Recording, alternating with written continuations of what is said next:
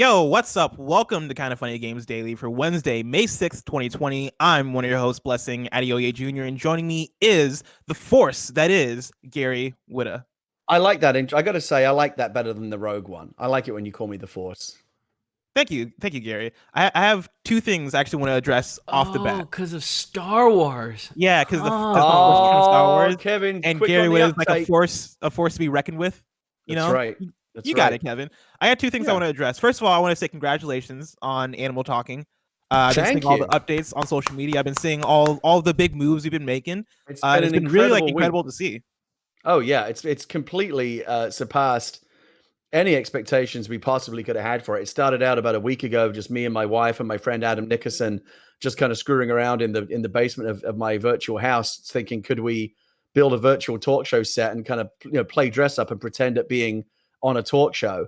And now somehow a week later, we're actually making a talk show with real celebrity guests and production values. And we're booked up through the month of May. I'm not going to say anything, but when you hear some of the guests that we have booked for later on in this month, you're going to freak out. It's crazy. I've been seeing some of the interactions on Twitter and seeing some of the people that have been responding. And yeah, I'm very excited for we're working. I'm in negotiations right now to get Reggie on the show. We're in active negotiations. Dude, that I'm very excited for. Any chance you can get John Cena? Look, if John wants to, I'm not going to chase him around the place because I'm booked up. But I don't need to reach out to guests at this point. Oh. But if John Cena wanted to do the show, of course he would be very welcome. He's always welcome on the Animal Talking couch. All right. Well, hopefully he catches this show.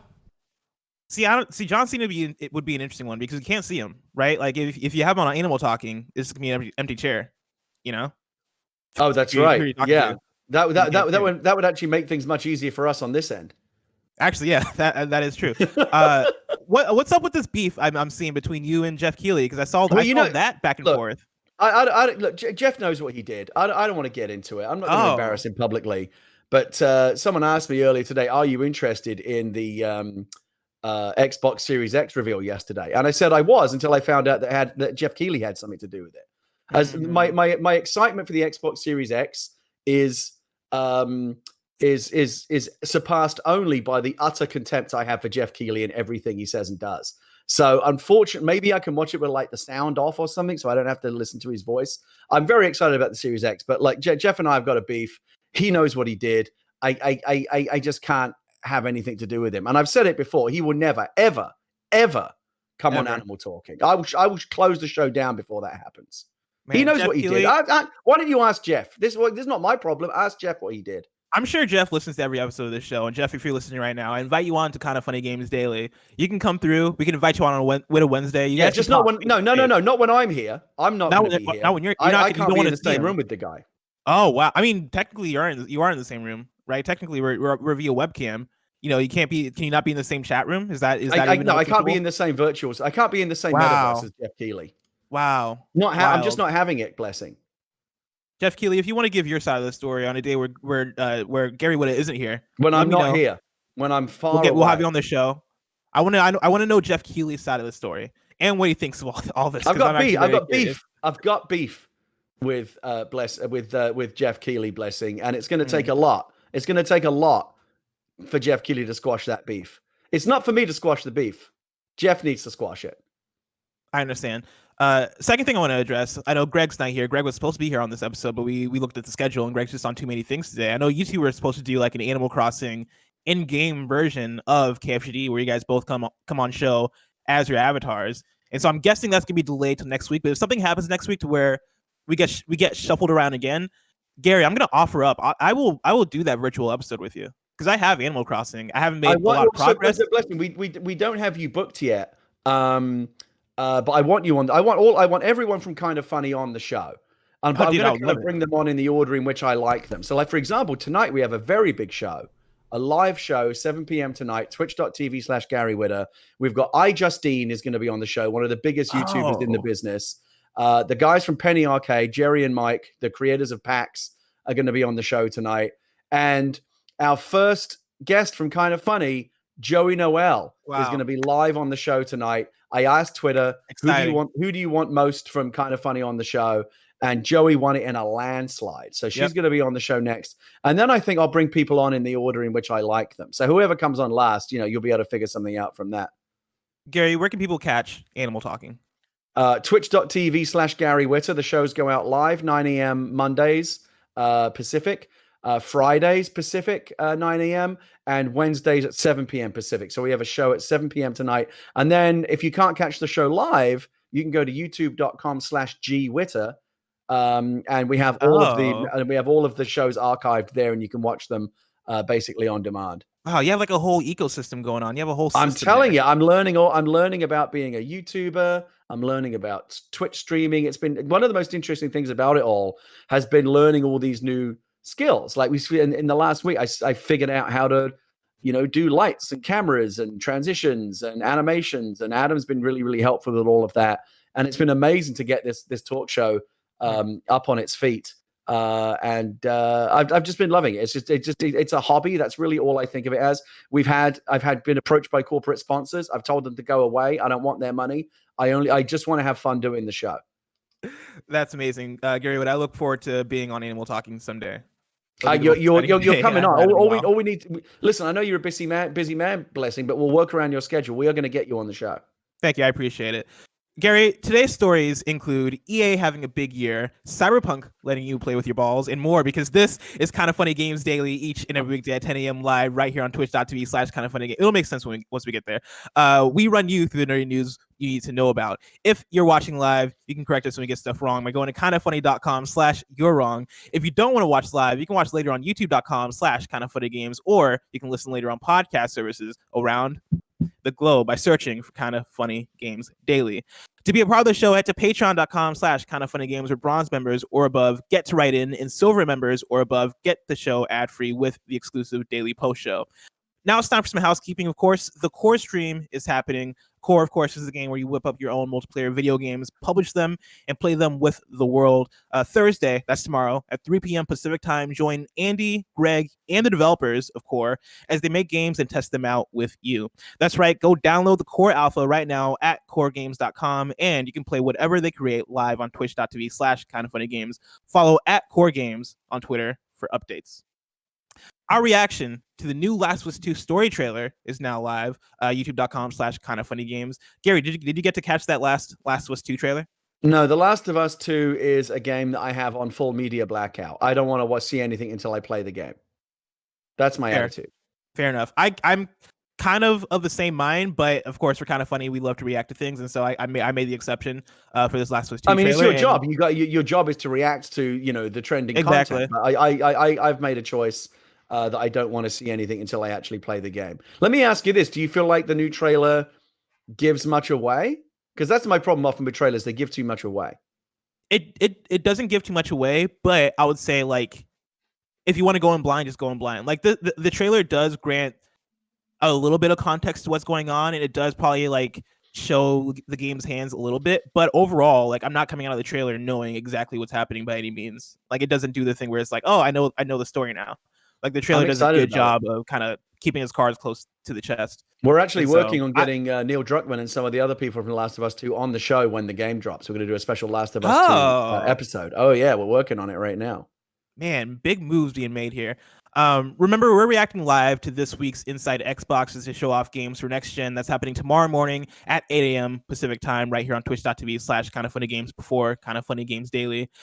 Thank you to our Patreon producers, Mohammed and Blackjack. Today we're brought to you by Manscaped, but I'll tell you about that later. For now, let's begin with what is and forever will be the Roper Report. It's time for some news. We have 4 stories today. Baker's dozen. Starting with number 1, which is kind of a boring one, but at the same time, kind of an interesting one. EA is having a big year.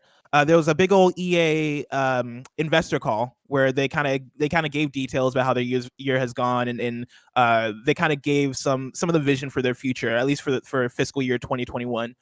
So I'm pulling this from Rebekah Valentine at gamesindustry.biz, who writes, After a disappointing 2019, EA forecasted a rebound in fiscal 2020 led by live service games like Apex Legends, The Sims 4, and its annual sports titles. And let me stop there and give more context. Fiscal 2020 for EA just ended. And so we just entered fiscal 2021. And so EA is kind of ahead by a year when you look at their fiscal year. And so when we're talking about fiscal 2020, we're talking about the year that just ended for EA.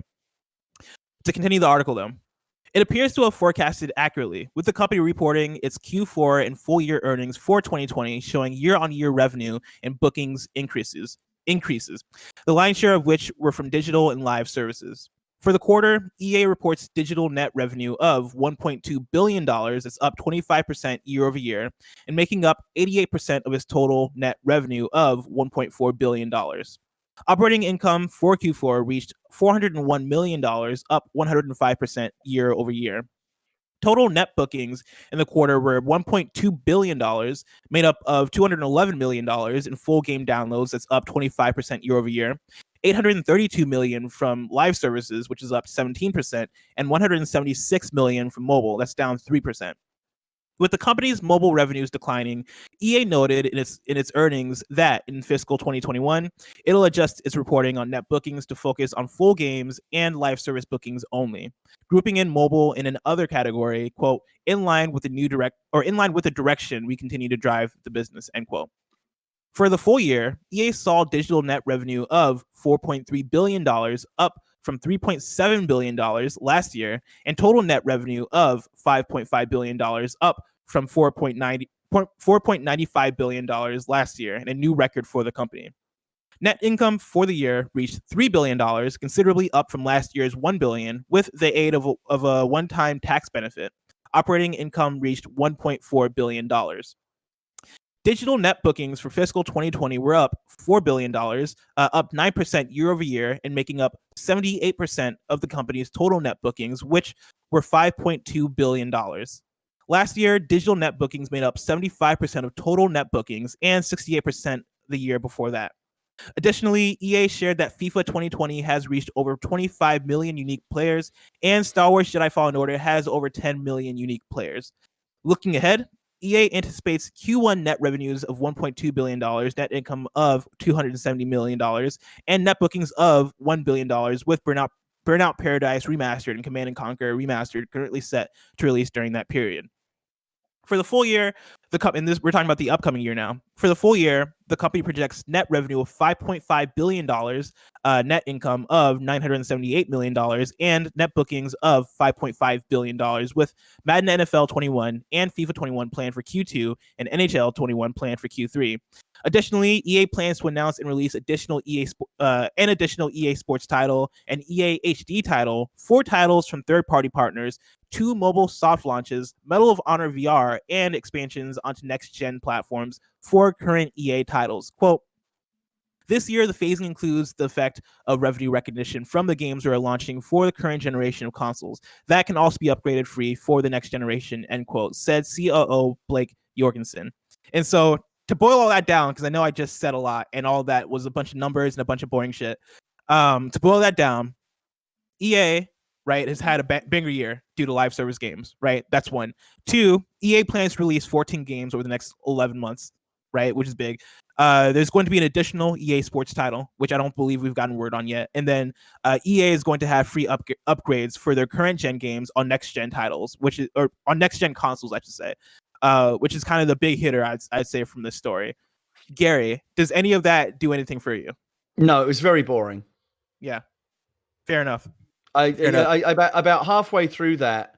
By the way, I don't know why my video is coming through mirrored on Discord. You're actually seeing a mirror image. I did that on purpose so that you're angled the right way. Oh, you just want me to be facing the right way? Okay. Well, whatever works for you, Kevin. Do you want me to unmirror you? I'm just here to. Here to serve. I'm here to serve you, Kevin. Whatever you want. I'm just saying. You say the word, I'll unmirror you. No. I mean, it's fine. It's fine. It doesn't make any difference. No, that was very boring. About halfway through that, blessing, you started to sound like the teacher from the Peanuts cartoons. Wah, wah, wah, wah, wah, wah, wah, wah. EA has made a lot of money. Okay. Yep. What's the next story?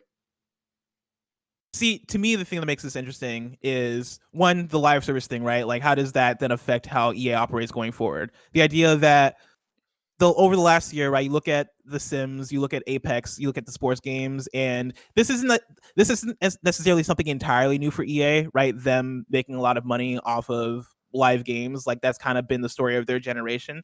But I think with this year being like one of the more successful years, right? I think this then signals that they're going to stick to this, even with the 14 games they have announced over the next 11 months, right? Like, I don't necessarily see them making like a new Mirror's Edge, for example, right? It seems like they found a comfortable spot with the games they have been making. No, you're right. Look, I don't mean to be facetious. Which, by the way, is one of the only words in the English language that has all the vowels in the correct order. Really? I didn't know. I don't know why I thought to tell you that. But you know, that's a cool fact. That was cool. That was really cool.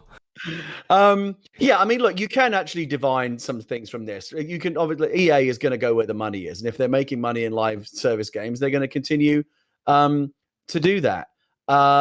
So yeah, expect to see more live service games. Expect to see them doubling down. It's no surprise in this context that the EA is trying right now to reboot and reinvent Anthem, right? Because if Anthem 2.0 can get it right, then they can actually start making money at that. They screwed it up the first time, but maybe they can get it right on the first bounce, and I hope so, because I'd love Anthem to be a success. I don't like to see people fail. As someone engaged in the creative arts, it's agonizing when something you put a lot of work in to crashes and burns. And if they can take another, there's nothing we like more than a good redemption story, right? So if Anthem comes back and is actually great, no one would be more thrilled than I. Well, I think EA would probably be more thrilled than me, but I would be thrilled for them.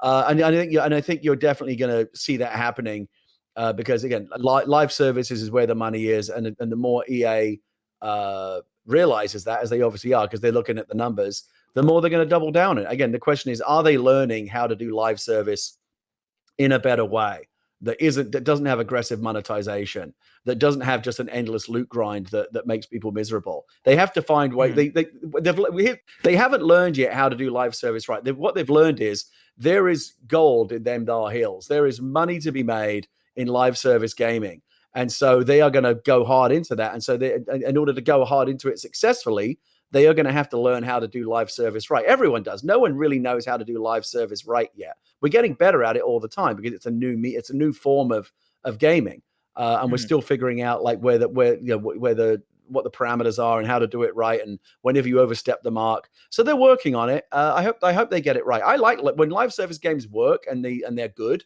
I really like them. Yeah, I think it's when it comes down to live service games, right? And how do we like EA's process of figuring out that how to make those work, right? Like I think for them, really it comes down to looking at each game as unique as opposed to trying to treat all live service games the same. Because if you look at Battlefront 2, which came out a couple years ago and had that huge controversy with loot boxes, and that was really the game that really like sparked like the big uproar in terms of loot boxes and how we treat them, and them being predatory, especially to kids.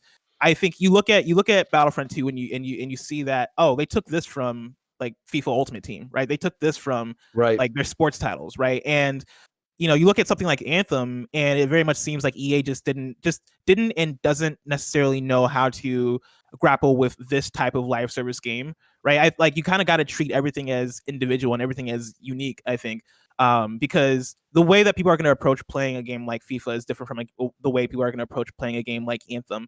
You can't put out Anthem and treat it like it's FIFA and expect the same results. And so I think for EA, like you look at in the talk of live service games and as in their evolution and kind of where we're at with I guess video games as a whole, right? Like I look at games I look at Ubisoft as a publisher, and I'm like, yeah, it seems like they pretty much got things figured out in terms of what a live service game means to them. Like Rainbow Six Siege just got a 10 from GameSpot earlier this week as like an updated review, because they figured out their flow with that game. That game is at a place where it's incredible because Ubisoft kind of figured out that formula for them. For EA, I think they just have to figure out like, all right, what are our core values for us as a business and how we operate in making our games last a long time in a way that doesn't feel predatory. And for EA, I think they have kind of a long way to go before they reach the point where it feels like everything is balanced with them. Right now, it does feel like they often throw things at a wall to see what sticks, and Anthem is one of those things that didn't stick and that left a very bad taste in people's mouths. Yeah, and by the way, I think it's great that the review sites are going back and revisiting games as they evolve. Because games aren't a static thing anymore. It's not like back in the Super Nintendo days or whatever. You get a cartridge, and that game that you bought was going to be the same game for its lifetime. Like the cartridge game would never change. Now, of course, games evolve and they're patched, DLC, and there's all kinds of improvements that are constantly made. Like my guess is I don't play Rainbow Six Siege, but my guess is that Rainbow Six Siege that you play today is in many ways unrecognizable from the version that came out at launch. So I think it makes sense for the review sites to go back and revisit them and give them a score that represents what the game is today. And just on the whole live service issue, again, you're right, like what works in FIFA may not work in Anthem, but I think there are general principles. Like if EA figures out, for example, a way to do loot boxes that people actually like and doesn't turn off their audience, and EA can make money doing it, it could be that principle is a universal principle that can be applied to other games. But obviously, yes, certain like Ultimate Team, like how do you make that work in Anthem? Like that's not something that can cross over. But I do think this is an emergent form of game design. Live service games are a new thing, and there's all kinds of new game design principles and new best practices that game designers have to learn to make the live service games work well. And they're looking, EA is looking at Ubisoft, which is looking at Activision, and they're all, learning from one another and from their own, from the games that they have inside their own stable, and they're gonna get better at it, and I'm excited to see that this new genre of game evolve. The Nano Biologist writes in to patreon.com/kindoffunnygames, just like you can, and says, "Happy Whitta Wednesday. In a surprising turn of events, EA has announced that their upcoming games can be upgraded for free for next-gen systems on the PS5 and Xbox Series X. Now, we know that Xbox has their smart delivery system, and this is where we get into my two questions.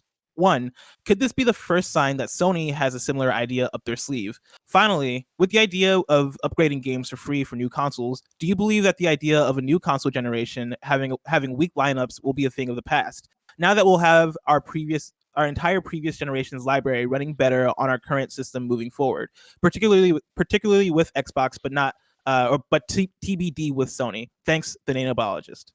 So let's look at that first part of the question first, right? Like, could this be the first sign that Sony has a similar idea up their sleeve, talking about smart delivery?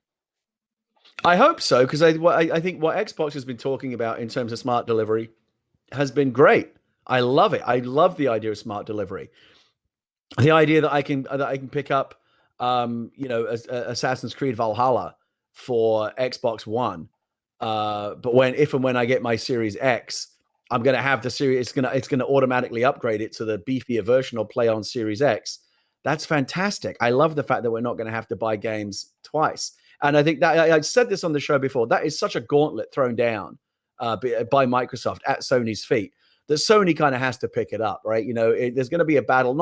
This is not just going to be a battle of tech specs and teraflops in the new generation. It's going to be about quality of life. What's the experience actually like on this platform?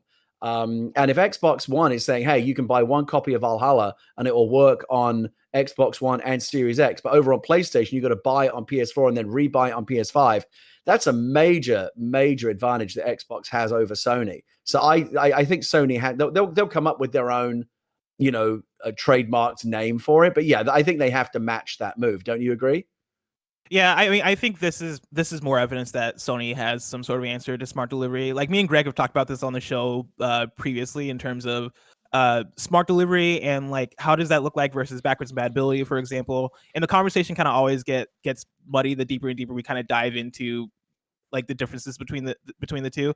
But yeah, like as a simple concept, right? Being able to buy a game once and then having that game available on your next gen system and also your current gen system, and being able to play the best version of that game anywhere, right? Like that's a big perk on the Xbox side. And EA coming out and saying that, yeah, like our games are going to be available for free, or not for free, but you'll be able to upgrade for free for next generation if you say buy FIFA 21 on your current console.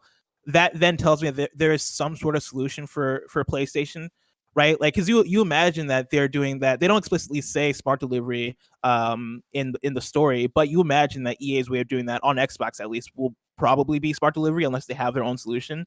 And if that's the case, then there must be some sort of solution for PlayStation to make that happen. Speaking of the coming console wars and what is Sony going to offer ahead of Microsoft, and what are going to be the competing offers. I saw this rumor the other day, and I think it was on a very dodgy site, like the kind of site that prints rumors without any verification. But I don't know if you heard it, but there was a rumor going around that the new PlayStation Store on PlayStation 5 is almost going to be like Stadia, where you can jump into any game that's on offer in the store. You can jump in and immediately play a demo of it. Like, it's just immediately live in a Google Stadia kind of way. So you can instantly try a game before you buy it. And I don't know if I believe that. Again, the site that posted it wasn't really a site that had I was like, I don't know about this site. This doesn't seem like there's a lot of credibility to the reporting here.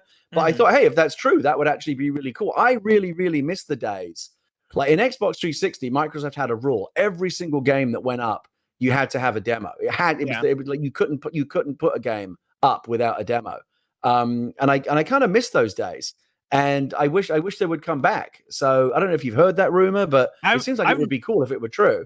I've not heard that rumor, but I bet you that's at the very least something that they've tried to figure out. Right, because that's a complaint that you hear from everybody. I was listening to a podcast that I like called Bodega Boys, which isn't a video game podcast.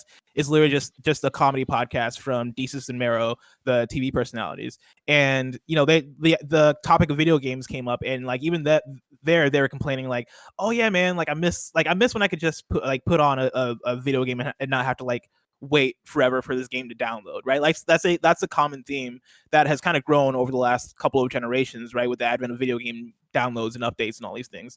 Yeah. And Stadia very much has it as a selling point. And I don't know if that selling point has really hit home for them, but they've had it in their advertising, right? That, hey, you can be watching a trailer for a game on YouTube and click a button and all of a sudden just jump right into the game, immediately. Yeah, and I don't know if Stadia works that way. It doesn't yet.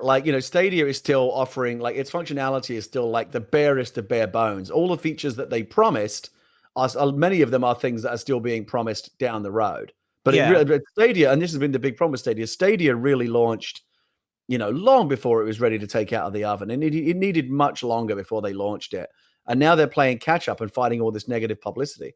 If that's something that Google has seen and has taken notice of and has tried to apply to their marketing of Stadia, then it's something that I imagine that both Xbox and PlayStation have taken a look at and probably try to figure out ways to make that experience. I would, and they have ways to happen. Just in general, I would love to see game demos I think it's because it's a lot of extra hassle for the developer to build a demo or even carve out a special piece of the game just to make available as a demo. And depending on the kind of game, not all games are really well suited for demos. But I would really like to get to a point where there are basically demo versions of games are back, so you can play them before you buy. And if there is a Stadia type way in which you could just instantly click on and immediately the game is the first 10 minutes of the game or whatever, you can play and get a feel of it before you commit to buying. That would be brilliant. But honestly, I'd be happy to have game demos come back just in the old fashioned download this demo would be good enough for me. Sony has I was gonna say Gaikai, but they have PlayStation Now, right, which is their streaming technology. Xbox has xCloud, right, which is their streaming technology. Yeah, so the back end is there. The question is, can they apply it for the demos in the store? That would be really cool. Yeah, and part of me thinks, at the very least, we'll see one of them try it. I bet you if it's not the case that we see it soon, then they probably tried it and they just couldn't. They couldn't make it worth it in order to make it work in their store. I hear you. Story number 2. Cyberpunk lets you customize your genitals. This comes from Joe Skrebels at IGN, and this is what I was referencing earlier when I said Cyberpunk is letting you play with your balls. Joe Skrebels writes this. The ESRB has published its rating report for Cyberpunk 2077, which includes a new bit of information about the game's character creator. You can now customize your player character's genitals. Per the report, quote, players can select a gender and customize their character. Customization can include depictions of breasts, buttocks, and genitalia, as well as various sizes and combinations of genitals, end quote. Okay. This would appear to be part of CD Projekt Red's decision to not include a traditional gender option in the game, instead offering a, quote, really inclusive expanded character customization menu. The report also makes mention of in-game purchases, but CD Projekt Red has subsequently told IGN that these refer to the ability to buy future DLC expansions for the game, not microtransactions. Quote, as we've seen before, Cyberpunk 2077 is a single-player game with no microtransactions. The ESRB info is based on the fact that that expansions require the base game and are therefore treated as a purchase by the rating board. And this is said by a spokesperson for CD Projekt Red. Much of the report, which awards the game an M17 plus rating, focuses on the adult content mentioned in the previous Australian ratings report, including suggested sexual actions, extreme violence and gore, and swearing. Quote, players can encounter events where they have to have the option to engage in sexual activities with other main characters or prostitutes, says the report. These brief sex scenes from a first-person perspective depict partially nude characters moaning suggestively while moving through various positions. Some scenes contain brief depictions of thrusting motions. Other scenes depict a character's head moving towards a partner's crotch. End quote. Gary, does this do anything for you? Do you have any interest in customizing your character's genitals in Cyberpunk? I kind of had a similar reaction as you were reading that piece to the reaction I have when like Tim or Greg talk about shaving their balls in one of those manscaping commercials. Oh, get ready for it. Get ready for it. Yeah. That's coming up. Okay, sure, why not? I don't have a problem with it. I think that's kind of cool. Look, body modification and that kind of stuff, that's all part of like the cyberpunk milieu, right? So why not? Why not give people those options? This is a story that's going to get a lot of press because the deep down we're all 10-year-old school kids, right? He said butt, he said dick, he said poopy. That's funny. Like your bodily functions and genitals and things like that are for some reason hilarious, and we all always like talking about them. When the horse balls were swinging around in Red Dead Redemption, we all thought that was great and hilarious. And it got a lot of news coverage. I'm sure the people at CD Projekt Red knew that this was going to get a lot of news coverage. It does sound like the romance options and the kind of the intimate scenes in this game are going to go to the next level beyond like Mass Effect or whatever, which was very it was suggestive, but it didn't really like it wasn't like graphic or anything. I don't think this will be hardcore either, but I think it's going to be like the next level up. Yeah, I mean, or down, depending on which way you look at it. Do you think it's going to get news stories the way that Mass Effect did? Because when Mass Effect had those sex scenes, right, that was like a thing on like Fox News and CNN of like, oh yeah, look at like video games are allowing you to simulate sex. That was like a big news point. But do you feel like we're kind of past that at this point? Like it's been like what 10 years since Mass Effect kind of made that splash in the media. No, I mean, do I think we're past the point where we're having juvenile reactions every time we hear about boobies or dicks in a video game? No, the human race will never evolve beyond that point. We will in the year 3000, we will be playing Cyberpunk 3077, and it will be in some kind of PlayStation 9 holographic, crystal sphere that beams the images directly into your brain, and we'll still be going, "Ha! I saw the guy's dick." Like that's never going to change. I can't wait for the PlayStation 9. Yeah, I mean, I'm all of what was mentioned in this ESRB write up, right? I'm down for as long as it's handled correctly, right? Like the idea of being able to choose your genitals and like customize them, all that stuff, right? Like, I mean, I think that then allows for more inclusivity, which could be cool, right? Being able to I think that's true as well. I think one of the things they got into a little bit of hot water about this. I remember like last year when the first press news of this, like how they were handling gender and non-binary gender issues and body modification and stuff like that. And it's a tightrope that they're walking because they need to do it in the right way where they don't piss anybody off. But they're playing in that sandbox, and if they do it right, it could be really cool. So I'm going to wait and see. Yeah, and that's my thing, right? It could be really cool and it could be really progressive and really forward-looking and could include so many people, which could make this a very beautiful thing. On the other hand, I hope they just don't fuck it up and like make it insensitive in a way where it's like, now we're making fun of people for their genitals or something like that, right? Like I hope they're able to kind of pull this off in a way where it's like, do you think it would have like gameplay ramifications? Like for example, if you give yourself like a massive dong, would that change the romance of options that are available to you, for example, or is it going to be purely cosmetic? That's a good question. I got you thinking now, don't I? I got you thinking. like I thought where you're gonna go is like you have a big dick, so you can't go as fast. But like the idea. Oh yeah, I mean, it's like encumbrance, like they have in Roll. You can only carry so much, Yeah, but the idea of the way you customize your genitals then like affects your romance options. I feel like that's very much a deeper conversation that I'm sure like they have to wrestle with over there. And I don't know if they go that deep. I think for them they just kind of play the safe route and just probably let you romance whoever you want. And don't like, because I feel like whenever you kind of apply restrictions to that feel like they're restrictive just for the sake of being restrictive, people kind of are rubbed the wrong way. Like Persona 5, for example. Persona 5, you're playing as your own main character who you name and all this stuff, and you are basically able to romance pretty much every female character in that game if you want to, but you can't romance any of the male characters. I know there's some people that weren't into that didn't really like the idea of that. And the original Persona 5 was like aggressively anti-gay. They had those really kind of stereotypical gay characters that I believe in Royal, I believe they've taken those characters out or changed them. In Royal they've changed it a bit so that the gay characters in Persona 5, for the ones that you're talking about, like they basically were kind of predatory. And it was kind of definitely like this is kind of a gross depiction of gay people. In Persona 5 Royal they changed that a bit so that they don't come off as predatory. They just come off as more so like I haven't gotten there yet, so I don't know the exact way they do it, but they fix things from what I understand. Right. And so for Cyberpunk, I imagine they let you customize your genitals and do all that stuff, but I don't imagine that they make relationship stuff restrictive based on that. I don't usually look at the chat, but I happened to glance at it, and Crush Lemon says, "I hope I can put lasers on my dick." That's an idea. I'd be into that. Yeah, I mean, you can one of the things is you can like add custom technology like body modifications to your body, like put like chips in your arm and stuff like that. Why not put a laser on your dick? Maybe you could use it as a weapon. I mean, I did you ever play Deus Ex, the modern Deus Ex of course game? Yeah, back in the day. Like those games, the modern ones deal a lot with body augmentation and like replacing parts of your bodies and making them kind of like upgrades for your character.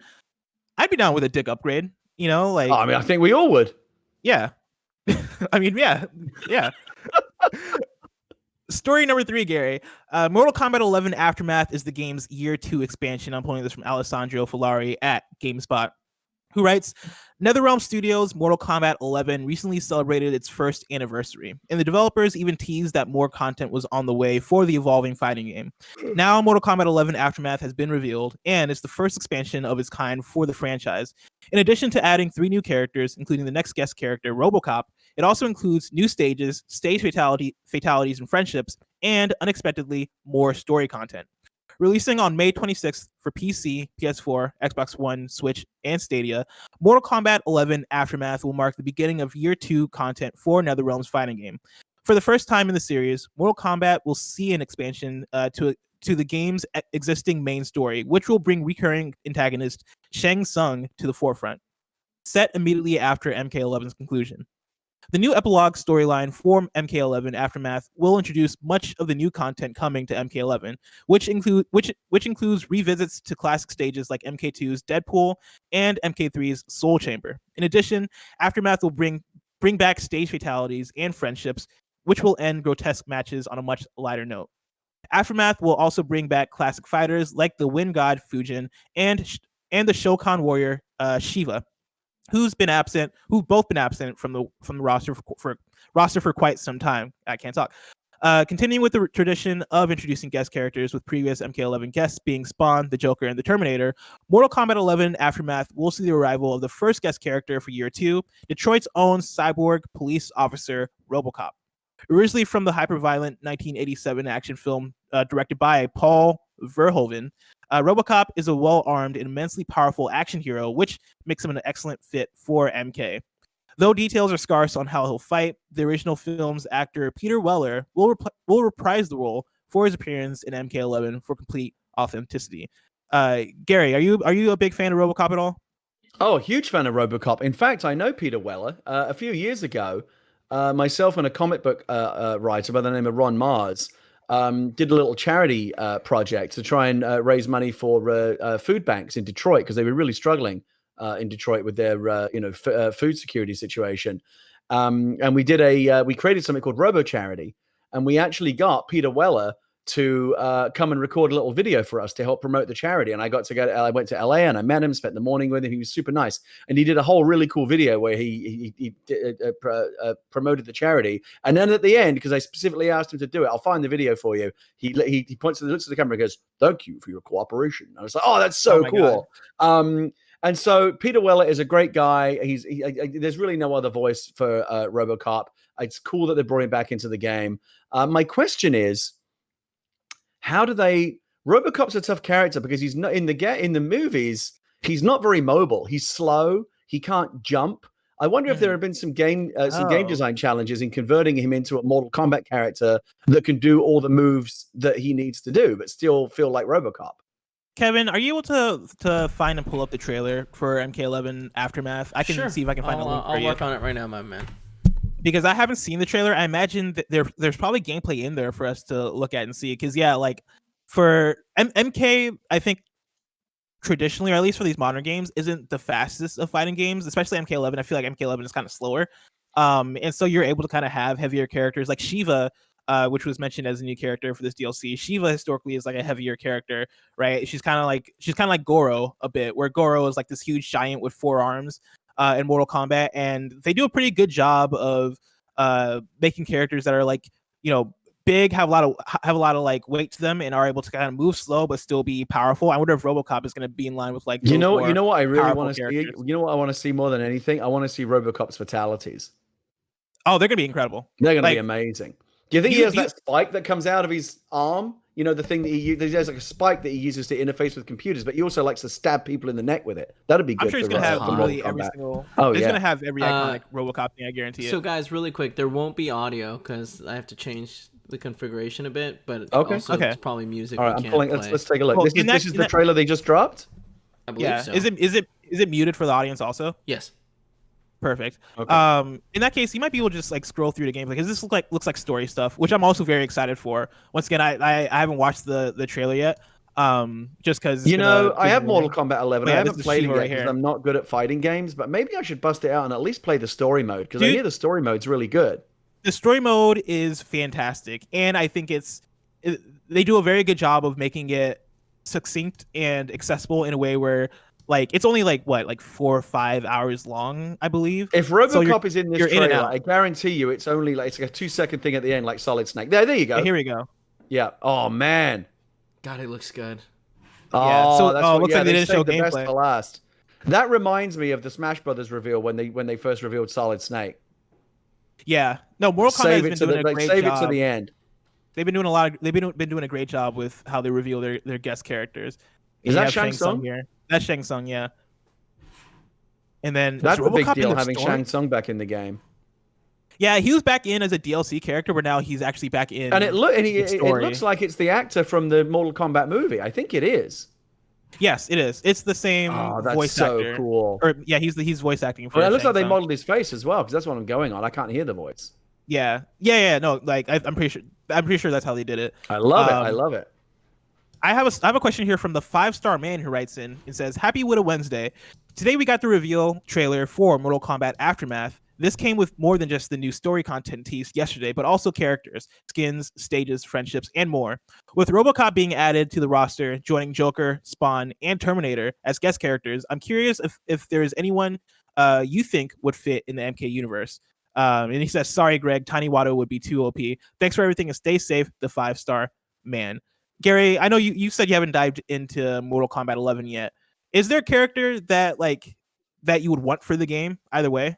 It's a really good question. I'm thinking about it now, and I think that I will say this in advance: like the ones that they have added, I think have been great. Like I'm not a particular fan of Spawn as a character, but Terminator is cool, Robocop is cool, the Joker is cool.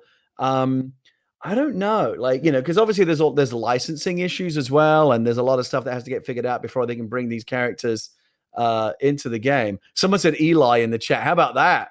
Eli with his machete. That'd be pretty cool. Oh man, yeah. I think chopping off heads. I would like the Doom Marine to be in Mortal Kombat. I feel like he would be a good fit. I know people ask him for Smash all the time, but I feel like Ed Boon. Mortal Kombat would be up more of that alley. Ed Boon, if you are interested, I can hook you up with the people who own the Eli character, and I can get that. I can make that hookup for you. Give me a call. Give me a jingle. Give me a jingle. Ed, what's up? Yeah, give us the jingle, Ed. Yeah. But yeah, like for Mortal Kombat, right? I'm trying to think of people that are super violent, right? And also like Mortal Kombat is being published by WB, right? And so they have access to those properties. So like, could a Lord of the Ring character, you know what, a Mad Max character? You know what though, Blessing? It's actually not as easy as you think. You think these mega companies, right? Say for example, and by the way, now that I've thought of this is my answer. This is the answer in terms of the character that I most want in Mortal Kombat 11. Let's say, for example, they said, okay, we want to add Joey from Friends as a playable character in Mortal Kombat 11. How you doing? Like that would be part of his. He would say, "How you doing?" And then he'd like rip your spine out. That would be awesome.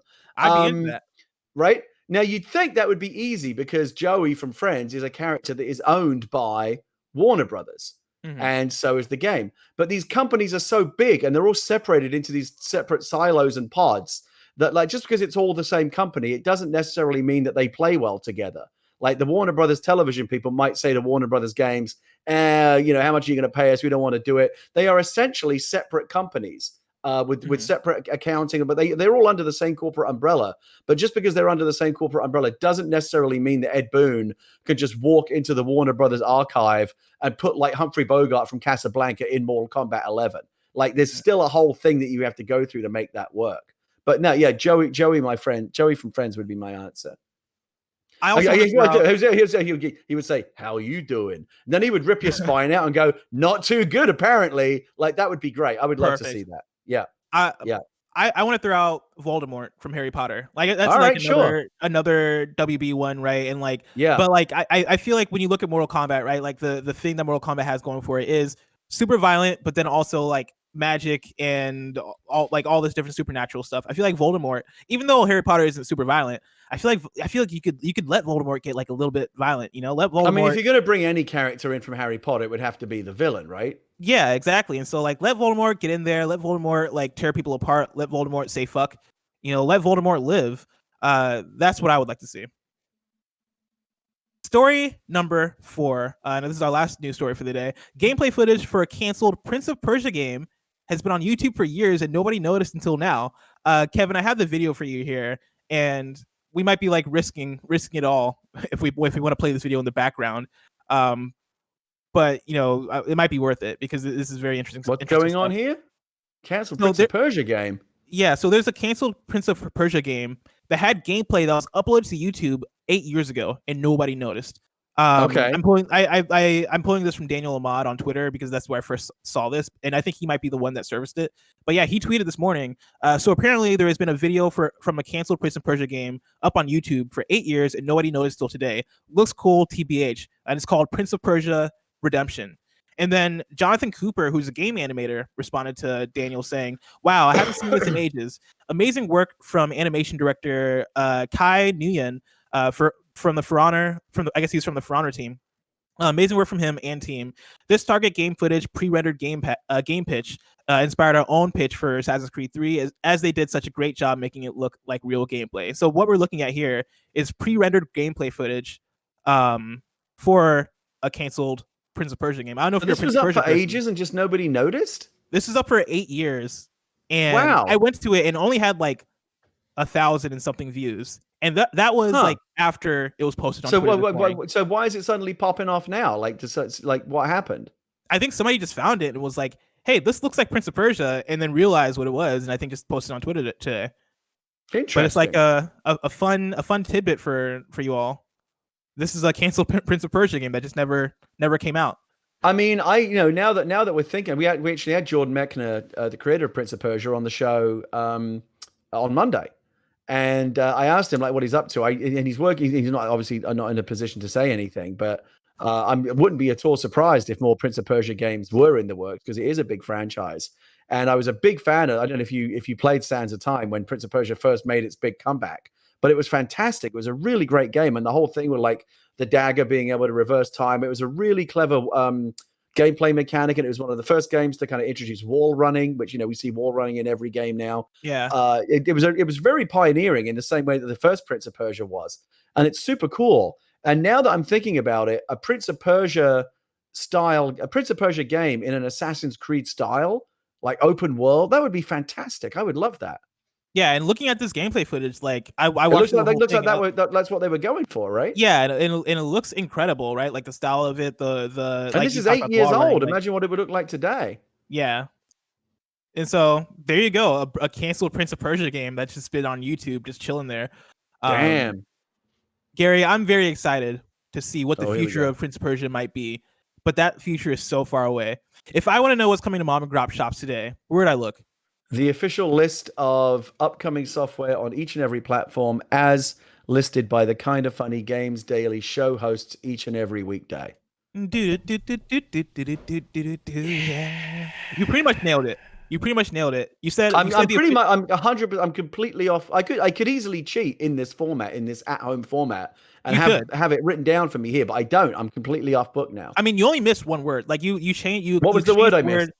Across, like you said, on. So the official list. Okay. Come on. I'm down to like giving it to tiny you. Little tweaks now. Yeah. I'm definitely giving it to you, but like that's like a 99%. You know, you still get. I appreciate that. I used to not be able to do it at all, but I'm getting there. Okay. You're getting there.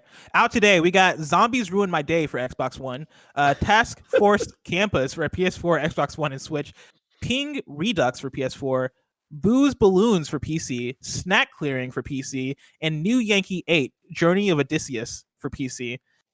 For new dates, we have Dragon Ball FighterZ Ultra Instinct Goku is coming May 22nd. Ghost Runner has a demo that's available from May 6th to May 13th on Steam. Mortal Kombat 11 Aftermath expansion is launching on May 26th. Chuhu Jutai is coming to Steam on May 22nd. Today, 2K revealed the teaser trailer for PGA Tour 2K21. Yes. With the promise to deliver a full announcement next Thursday, May 14th. Yes. I tweeted about this earlier today. I love golf games, like the proper PGA Tour simulator, like the old. I used to love the Tiger Woods games.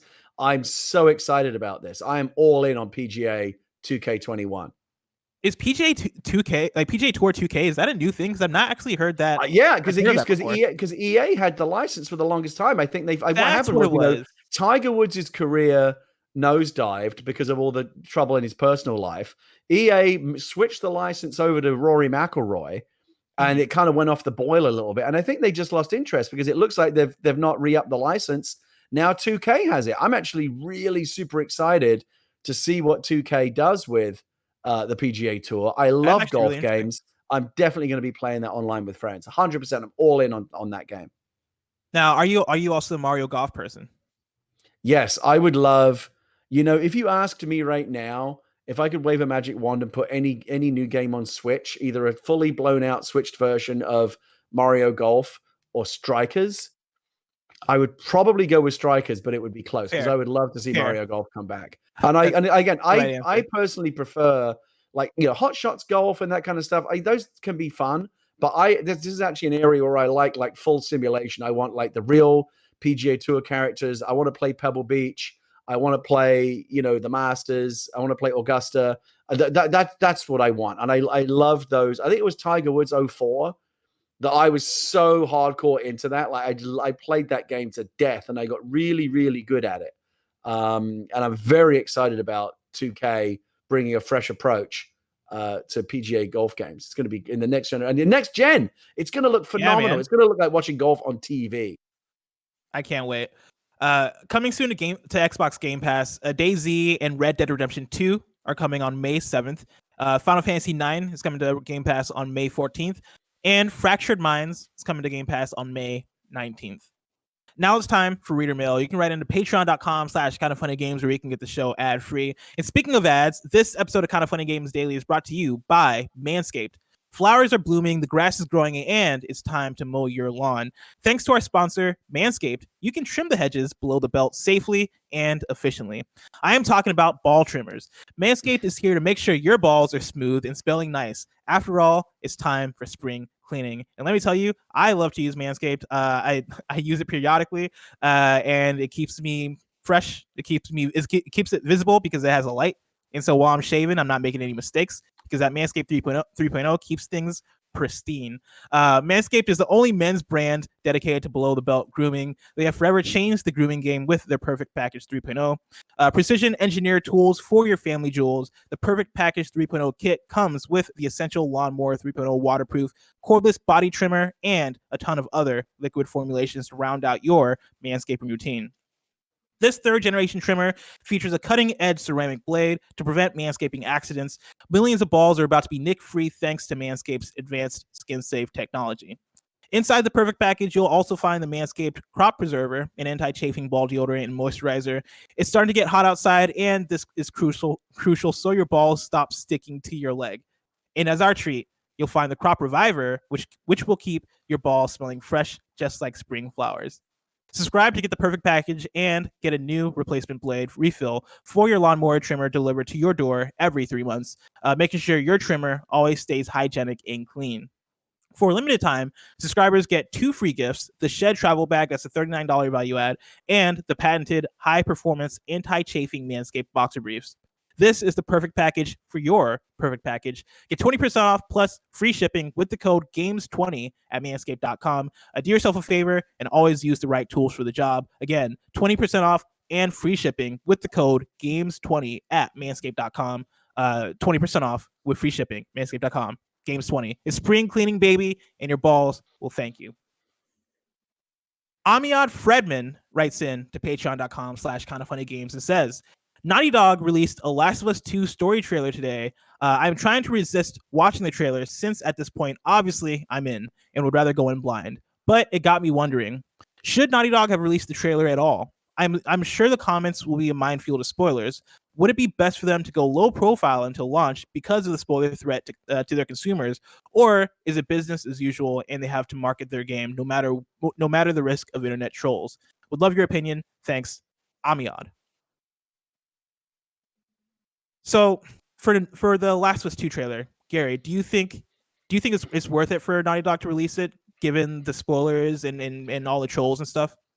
I mean, I'm not a marketing expert, so I don't feel like I can speak to it authoritatively. It's a tricky situation because on the one hand, you know, they want to get the word out about the game as much as possible. Of course they do. You know, you do advertising, you do trailers, you do publicity, you do media. But The Last of Us 2 is also a game that maybe doesn't need a ton of help, right? If you can afford to scale back the traditional marketing efforts on any game, it's probably this one. Like everyone and anyone who's into games knows that The Last of Us was a massive, massive and brilliant game, and there's going to be a big sequel coming up. So, you know, it's constantly in the news all the time.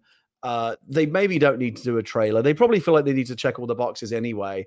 I'll simply say this in the context of the leak. I'm sure you've covered that on the show already. It's been big news. It made me really angry, and it made me feel terrible for Neil and everyone at Naughty Dog, the hundreds of people that have like put their blood, sweat, and tears into this game for years and crafting a story that people are going to find interesting and compelling and surprising. And some dickhead, I don't know who it is, hacks into their server and leaks it. What, just to be a dickhead? Like, I don't get it. I really don't get it. It makes me very angry. I would hate to have been in that position. Whoever is responsible for that leak should be, and they won't be because they clearly have no shame. They should be ashamed of themselves. It's disgusting. I'm disgusted by it. To ruin the fun of so many people who are going to accidentally see those spoilers, and to break the hearts of Neil and the people that worked so hard on that game to deliver something that will be amazing. And someone just goes out there and just shits all over it with this. You know, it's like walking past a movie. Like these are the same dickheads who like were walking past the people that were lining up to buy the latest Harry Potter book and just like literally shouting spoilers out the window as they drove by in their car. Go fuck yourself. I can't stand people like that. I'm sorry. I'm really trying not to get angry, but like it really, really makes me angry when people go out like who are these people who are so fucking sad and are devoid of such an inner life of their own that the only way they can derive any pleasure, any joy is by taking it away from other people. Fuck off. I'm done. Yeah, I mean, I agree with literally every single thing you just said, Gary. And in terms of, do they change their marketing push for Last of Us Part 2? Do they change putting out a trailer, any of that stuff? I think that kind of comes back to like, you don't let the terrorists win. Like just go about the marketing push as you were going to either way, because like when it comes down to people spoiling things in the comments, if you really want to, you can just turn the comments off, right? As Naughty Dog on your YouTube channel, like there's an option for uploaders to disable comments. And I don't know if they did that or not for the trailer. I didn't scroll down the comments for obvious reasons, but yeah, I imagine you just disable those so that doesn't become a problem. But yeah, I think for Last of Us also, like when it comes to them putting out a trailer or not, I'm of the mind that they like for the trailer that came out today, I don't really even think they needed to put it out. I think it's a nice treat for people who want that, right, and for people who are kind of thirsting for Last of Us. But to what you said, Gary, like people are aware of Last of Us. People are gonna buy this game either way. People are excited for it. I don't think there really needs to be any more build up in terms of our excitement for Last of Us. No, I mean, in terms of like the marketing effort, they don't need. Like, The Last of Us is going to be a mega selling game. If you could live in two parallel universes where they don't release trailers and they do release trailers, the sales of the game are going to be roughly the same. Like, it's not going to make that much of a difference. I think they're doing it because they know that the fans are craving things and they want to give them little teasers. You know, they want to get them excited about the game, not from a point of view like we need to maximize our sales, but just to give the audience the things that they're excited about. Nothing wrong with that. Yeah, and I think you still you celebrate the game the same way. You have that same push the same way, and you don't let the hackers and the leakers win, right? Like you go about your business and you kind of just say fuck them, and hey, we're still gonna go about living our life and having a fun time and releasing our trailer because we want to release it. Right. But yeah, like I'll say this again, you know, protect yourself when it comes to scrolling down the comments. There's only so much you can do. I mean, you can mute hashtags on Twitter and things like that, but like you get to a point with these assholes. Like, it's one thing that they turn off the comments off in the Last of Us preview page, the YouTube page where the trailer is or whatever. But like then you get people who will jump into threads and comments that are like nothing to do with it. Like, you know, you'll be in a YouTube comment thread about something like, you know, sports or something, and someone will be in there going, "Oh, in Last of Us 2, this thing happens." Like they're just trying to get you. It's awful, and I hate these people. I hate them. There are no words in the English language to describe my utter contempt and, frankly, pity for people that do things like that, because I pity them more than I loathe them. I really do. That's scary. You only engage in that kind of behavior if you're deeply, deeply unhappy in your life, and you can't get up to the point that here's what you need to do. These people want to feel like everyone does. It's only human. You want to feel like you are as happy as everyone else, right? If you're down here and you don't know how to come up because you're so sad, the only way to achieve equilibrium is to bring other people down to your level by making them sad. And it's pathetic and pitiful, and I just hate it. And I wish there were a solution. I don't know what else you can do. Fuck them. Fuck them. That's it. Absolutely fuck them. Now it's time to squad up. Chris Q writes in with an interesting squad up and says, a bit of a different squad up. May is Asian Pacific Islander Heritage Month, and inspired by the #1 video games journalist Andy Cortez, I wanted to create a shirt and donate to charity at the same time. The design is inspired, and also Kevin, if you could go down to the doc where the squad up is and open up the link and show it, that'd be cool. I should have said that before. But to continue, right? I wanted to create a shirt and donate to charity at the same time. The design is inspired by the idea that children of immigrants are Americans, but also something else, separated by a hyphen.